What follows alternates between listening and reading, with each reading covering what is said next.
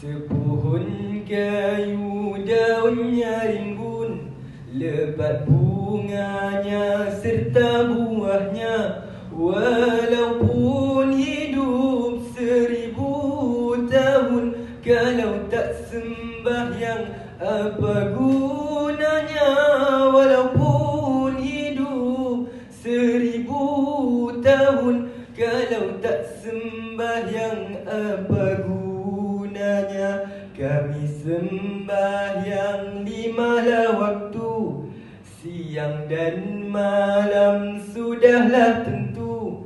Hidup di kubur yatim piatu, tinggallah seorang dipukul di palu. Hidup di kubur yatim piatu, tinggallah seorang dipukul di palu.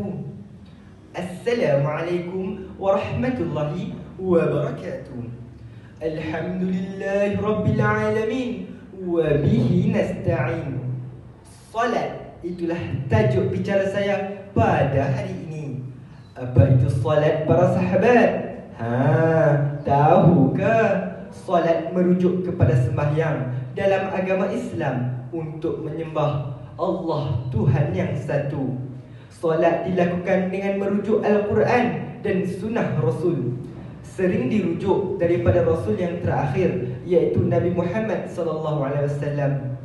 Salat adalah rukun Islam yang kedua yang wajib kita tunaikan setelah mengucapkan 2 kalimah syahadah. Perintah mendirikan sembahyang telah pun bermula semenjak berlakunya satu peristiwa besar di dalam Islam yang dilalui oleh baginda Rasulullah SAW, iaitu peristiwa Isra' dan Mi'raj.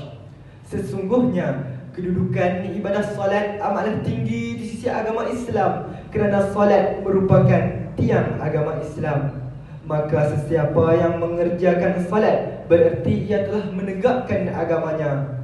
Maka barang siapa yang meninggalkannya bererti ia telah merobohkan agamanya.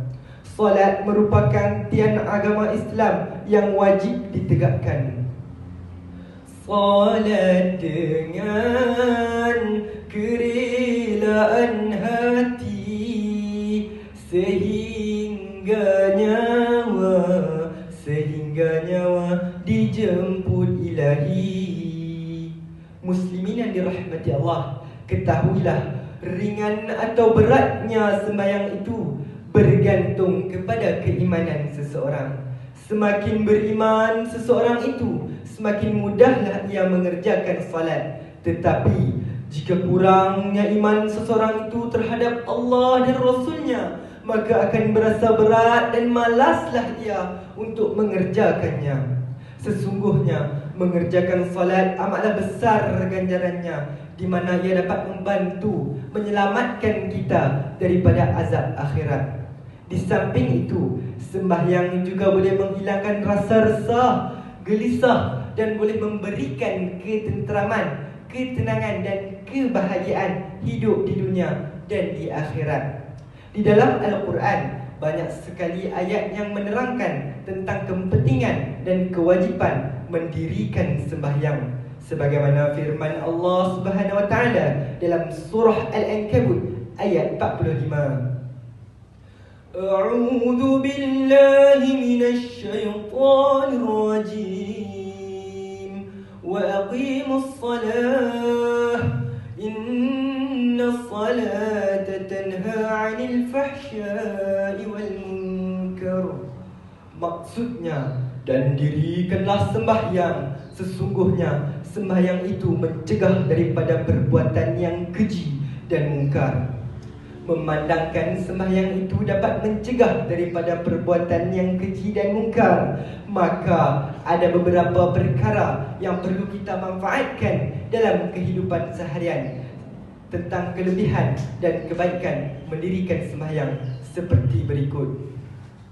Pertama, sembahyang dapat membantu diri sendiri, keluarga dan masyarakat untuk membina generasi yang berakhlak mulia dan berbudi pekerti yang baik.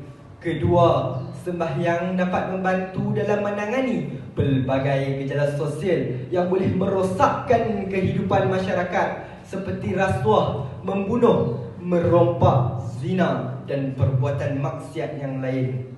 Ketiga, sembahyang adalah kunci utama untuk kita mendapatkan rezeki yang halal rezeki yang halal dan diberkati oleh Allah Subhanahu Wa Taala. Yang keempat, sesungguhnya sembahyang itu boleh mensucikan diri sendiri dan membersihkan diri sama ada rohani maupun jasmani. Ini jelas bagaimana sabda Nabi Muhammad sallallahu alaihi wasallam daripada Abu Hurairah radhiyallahu anhu bahawasanya dia pernah mendengar Nabi Muhammad sallallahu alaihi wasallam bersabda, jika ada suatu sungai di hadapan rumah seseorang yang di situ dia mandi 5 kali dalam sehari, masihkah ada kotoran pada dirinya? Para sahabat menjawab, tidak ada sedikit pun kotoran yang tersisa pada dirinya. Nabi Muhammad sallallahu alaihi wasallam bersabda, begitulah perumpamaan salat fardu 5 waktu yang dengannya Allah menghapuskan dosa orang yang mengerjakannya. Muslimin yang dirahmati Allah, sesungguhnya sembahyang itu diwajibkan kepada seluruh umat Islam yang telah baligh, berakal dan suci daripada sebarang hadas. Walaupun sembahyang itu tidak diwajibkan kepada kanak-kanak yang belum baligh, namun mereka perlu mendapatkan latihan awal daripada ibu bapa atau penjaganya. Kecuaian ibu bapa atau penjaga dalam mendidik anak-anak mereka untuk mengerjakan salat pada waktu umur 7 tahun akan menyebabkan kesukaran untuk mendidik mereka apabila dewasa kelak.